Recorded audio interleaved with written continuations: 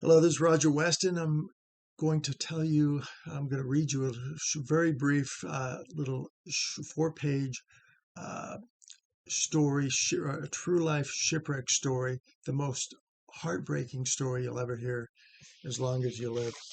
This is from my book, Shipwrecks, All True Stories, and this is a story which you just can't believe that this actually truly happened, but it did. High Tragedy at Sea, Chapter 2. The Italian merchant steamer SS Sirio departed from Genoa on August 2nd, 1904, starting on a voyage that the Italian immigrants on board believed would be a restful and peaceful ride to begin their new lives in Argentina. After picking up additional passengers in Barcelona, Spain, the ship with almost 800 souls on board set out for South America on August 4th. However, she did not get far at all. In fact, she was only 2.5 miles east of Cape Palos near Cartagena, Spain, when she ran aground at full speed on a reef off Hormigas Island. Fishermen had taken notice of the SS Sirio, which was cruising close by in tricky waters. They heard a tremendous crashing noise when the ship hit a reef. They saw passengers knocked off their feet from the impact, falling hard onto the SS Sirio's steel decks. For the fishermen, it was a grim moment to see the brutal crash. However, in the next 4 minutes, that moment of shock melted into a surreal experience as they watched the ship's stern rapidly sink beneath the rippling, pulsating surface of the shiny blue waters. Finally, these fishermen were not passive men. Fortunately, they were not passive men. They knew the sea well, and they knew their own mothers maybe better. They knew the sea as well as they knew their own mothers, and maybe they knew the sea better than their own mothers. They were highly competent on the waters. Realizing that a disaster was unfolding, they flew into action. They needed little urging, however. They got some anyway. The stern of the SS Sirio sank so quickly that within just 4 minutes it was underwater, and the fishermen could hear the screams of the drowning. The bow was still above the surface like a dolphin sticking its nose out of the water.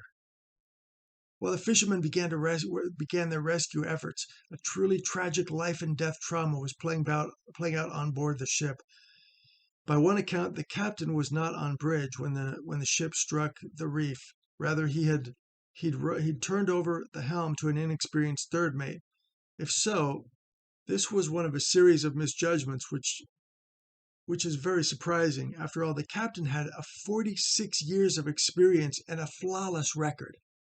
In 46 years. This was his final voyage before retirement. Perhaps he let his guard down and decided to take a relax on this last trip. It's not clear. 46 years of experience. Flawless record. Hundreds of thousands of sea captains never achieved such an impressive record. Captain Giuseppe Picconi could sail a ship from Spain to Argentina in his sleep if he had to. Not, however, on this particular day, this most tragic day. The fishermen and the passengers on the SS Sirio weren't the only passengers in this epic tragedy. There was a full cast, and all the actors were on hand. There were other ships in the area. One of the vessels was the French steamer Marie Louise. Her captain saw the whole disaster unfold. He saw the SS Sirio on the risky course through a treacherous area when she crashed into submerged obstacle. The bow of the doomed ship rose up in the water like a breaching whale. The boiler exploded. It erupted like Mount Vesuvius. A tremendous explosion. Screams were heard. Bodies were suddenly floating past the Marie Louise. "I want a boat in the water now," the captain of the Marie Louise ordered. "Save anyone you can." Over on the SS Sirio, Captain Giuseppe Picconi had a different perspective because it was his ship that was sinking. One thing Picconi lacked, thankfully, for his 46 years of experience was experience in dealing with shipwrecks and calamity. For 46 years, he had avoided trouble. Conflicting accounts emerged as to what happened on this fateful day. Some said the captain froze. Others testified that panic broke out and he tried to contain it but couldn't. The captain himself later confessed that his actions were imprudent. Why would a captain with 46 years' experience take imprudent actions? Why would he take the course that was obviously dangerous, according to the captain of the Marie Louise? The SS Sirio was not just any ship. Her entire career had been devoted to delivering immigrants from Italy to Spain to South America. She had safely helped over 170,000 immigrants begin new lives in Argentina. Thousands and thousands of people had fond memories of this ship. It is reported, however, that these were not all legal immigrants. The SS Sirio was known frequently to make unofficial stops along the coast of Spain where illegal immigrants were taken aboard for a steep price. These illegal immigrants made the transatlantic journey more profitable for the owners of the SS Sirio. Easy profits are enough to sway owners and captains to take a few extra risks.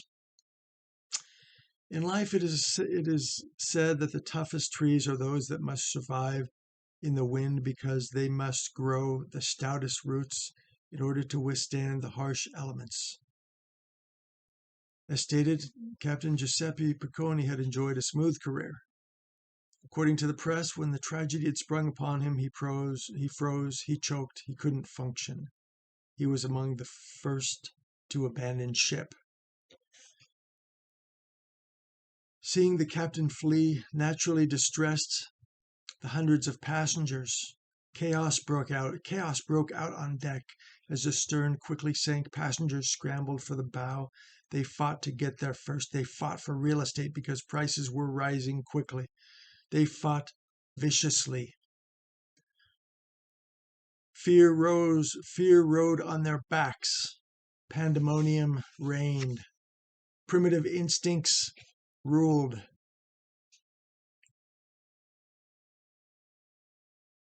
Passengers who had earlier treated each other as new friends now trampled over each other to save themselves.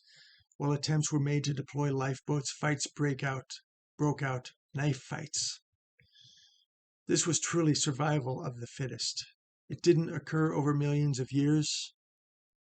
It played out in a matter of a few desperate seconds, even fights to the death. Passengers were spared drowning because they were murdered in bloody brawls.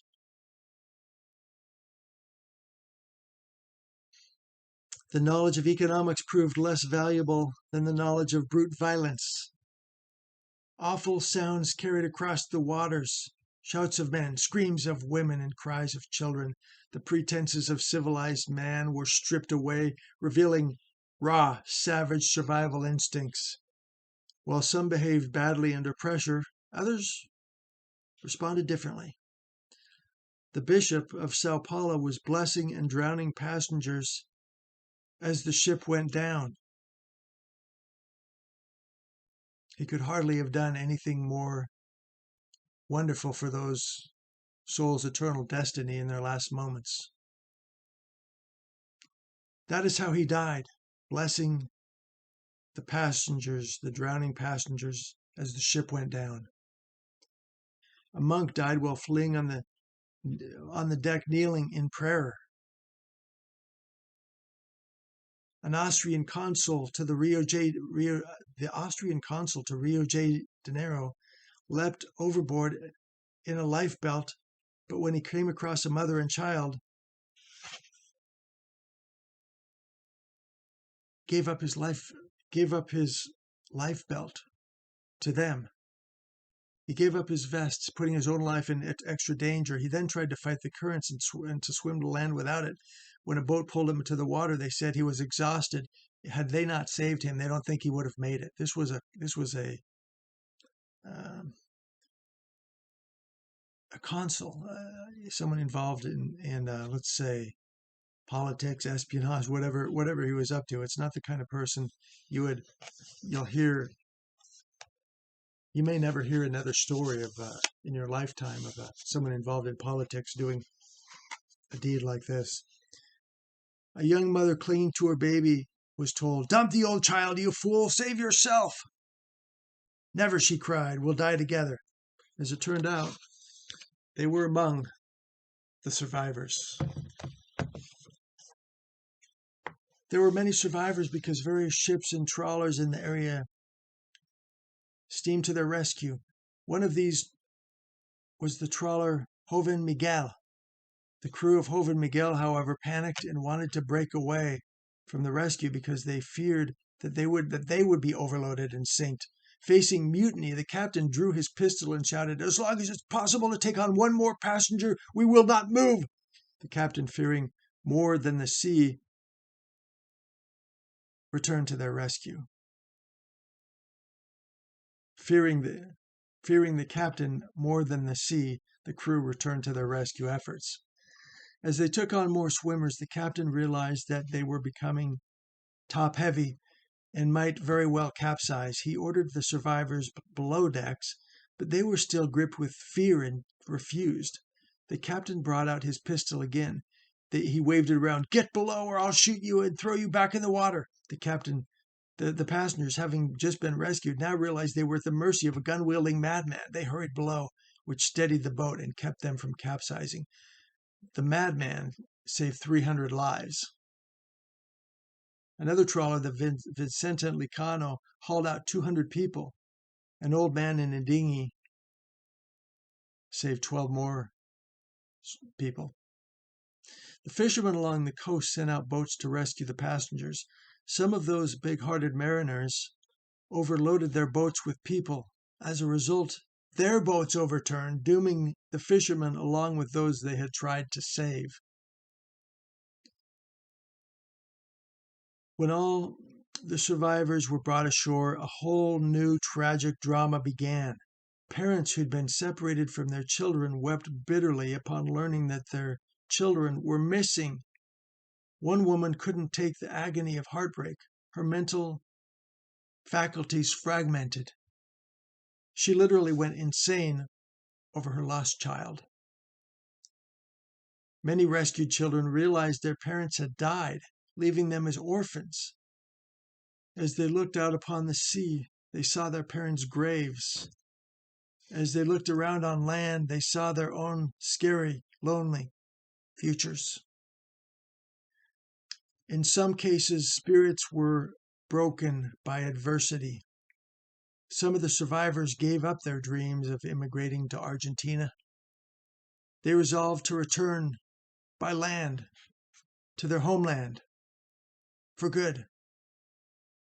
All told, 300 people died in the shipwreck of the SS Sirio. A year later, it was reported that Captain Giuseppe Picconi died of grief.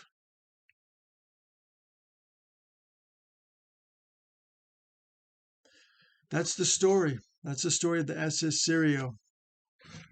It's many stories. It's many stories within story. It's many survival stories. It's many lessons of survival within one shipwreck. Many heartbreaking stories, and many that are hard to make sense of. Many lessons. Thanks for watching. This is Roger Weston. Lessons in History.